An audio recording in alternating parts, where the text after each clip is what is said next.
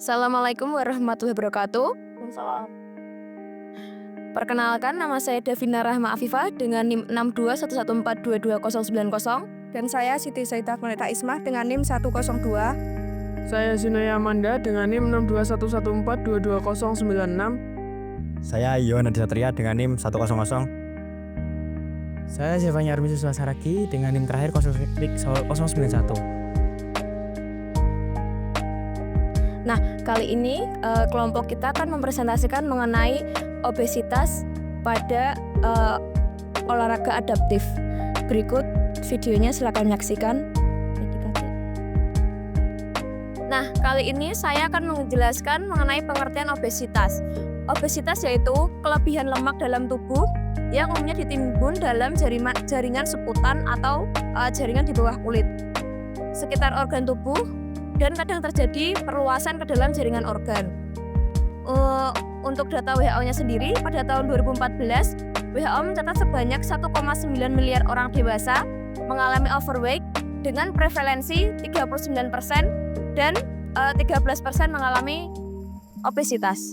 Baik, saya akan melanjutkan penjelasan dari Davina tentang obesitas. Di sini saya menjelaskan tentang penyebab obesitas. Nah, obesitas terjadi akibat interaksi kompleks antara berbagai faktor termasuk pola makan, gaya hidup, terus genetika, dan lingkungan.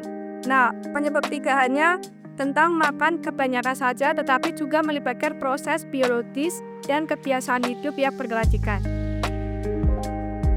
Yang pertama ada pola makan yang tidak sehat, konsumsi makanan tinggi, terus lemak jenuh, gula, serta karbohidrat sederhana seperti minuman manis dan cemilan yang berkalori tinggi. Jika jumlah kalori yang dikonsumsi melebihi jauh yang dibakar, melalui aktivitas fisik, kelebihan energi ini akan disimpan sebagai lemak. Dan yang kedua, adanya kurangnya aktivitas fisik. Gaya hidup yang modern yang kebanyakan duduk seperti bekerja di depan komputer dan menonton TV. Ketika seseorang jarang bergerak, metabolisme melambat sehingga tubuh lebih mudah menyimpan lemak. Dan yang ketiga ada faktor genetika dan hormon. Genetika bisa memainkan peran penting. Orang dan riwayat keluarga obesitas cenderung mengalami hal serupa. Selain itu, ketiga keseimbangan hormon seperti leptin dan ghrelin yang mengatur rasa lapar dan kenyang dapat menyebabkan nafsu makan yang berlebih. Dan yang keempat ada faktor psikologis dan emosional. Nah, ini contohnya ada stres atau depresi, terus larinya ke makan itu menyebabkan rasa nyaman tapi berdampak buruk jangka panjang.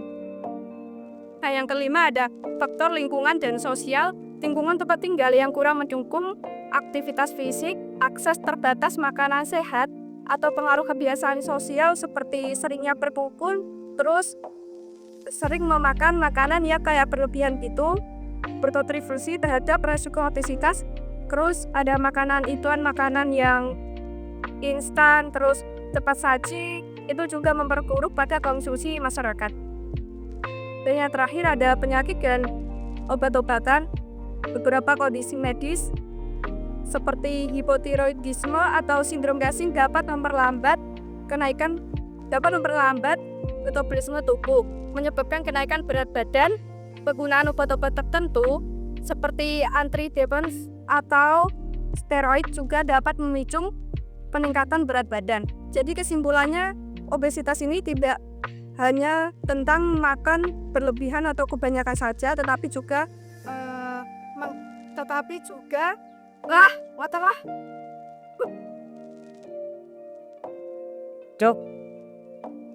Nah, kesimpulannya tentang obesitas ini tidak hanya tentang makanan yang berlebihan atau kebanyakan saja, atau juga berbagai aspek kehidupan yang saling berhubungan. Pentingnya untuk memahami bahwa mengatasi obesitas membutuhkan pendekatan menyeluruh seperti menjaga pola makan yang sehat, terus aktivitas fisik, dan dukungan emosional. Itu saja penjelasan dari saya tentang penyebab obesitas. Terima kasih. Oke, di sini saya akan menjelaskan dampak dari obesitas itu. Obesitas merupakan masalah kesehatan global yang dapat memicu berbagai penyakit serius. Berikut beberapa penyakit yang terjadi ketika mengalami obesitas seperti penyakit jantung dan stroke. Meningkatkan lemak pada daerah perut dihubungkan dengan kelainan pembuluh darah aorta, yaitu pembuluh darah arteri utama yang memberikan darah ke organ-organ tubuh. Itu juga dapat menyebabkan penyakit jantung dan stroke ya teman-teman. Yang kedua yaitu tekanan darah tinggi dan hipertensi. Obesitas dapat menimbulkan terjadinya hipertensi. Obesitas dapat meningkatkan cardiac output karena makin besar massa tubuh, makin banyak pula jumlah darah yang berdebar sehingga curah jantung ikut meningkat. Apabila pembuluh darah mengalami penyempitan, maka tekanan darah dalam pembuluh darah akan meningkat. Begitu juga bila jumlah darah yang mengalir bertambah, maka tekanannya juga akan meningkat. Untuk selanjutnya nanti akan dijelaskan oleh rekan saya. Baik, di sini saya akan mencontohkan sekaligus merekomendasikan olahraga apa yang cocok bagi penderita obesitas. Nah, WHO sendiri itu menyarankan olahraga itu 150 menit per minggu. Dan kita juga sepakat bagi penderita obesitas kita menghindari olahraga yang high impact. High impact itu seperti apa? Yaitu olahraga yang misalnya jogging atau sprint berlari. High impact itu tentunya lutut dan pergelangan kaki itu akan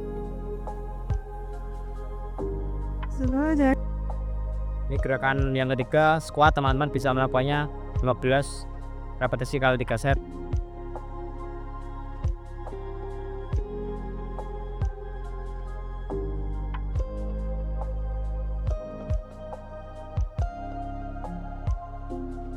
Nah, seperti itu. Selanjutnya kita juga menyarankan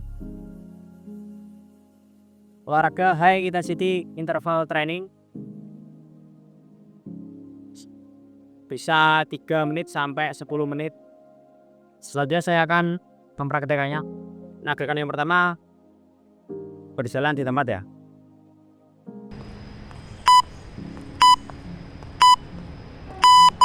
Suara saya benar ya.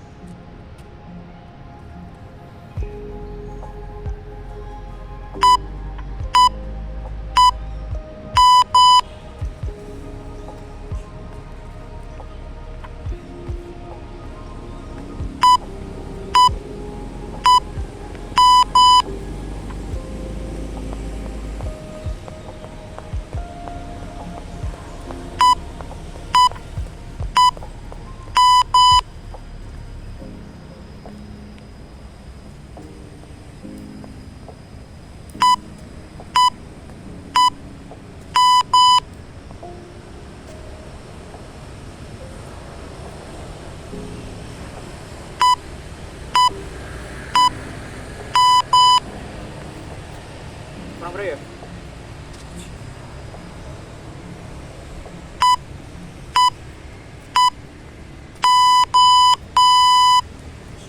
Saya yang terakhir.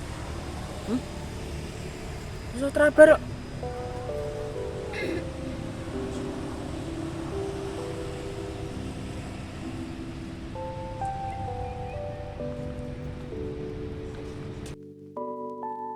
Selanjutnya saya akan menjelaskan beberapa tips untuk memotivasi orang-orang dengan obesitas.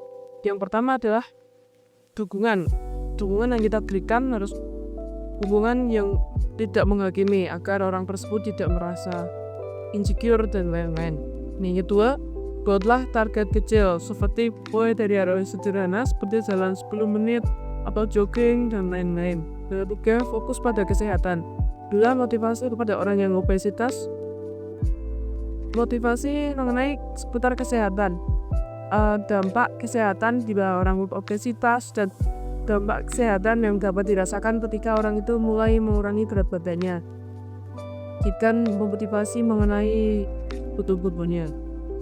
Terus yang kelima, berilah pujian atau apresiasi terhadap perubahan sekecil apapun yang telah dilakukan.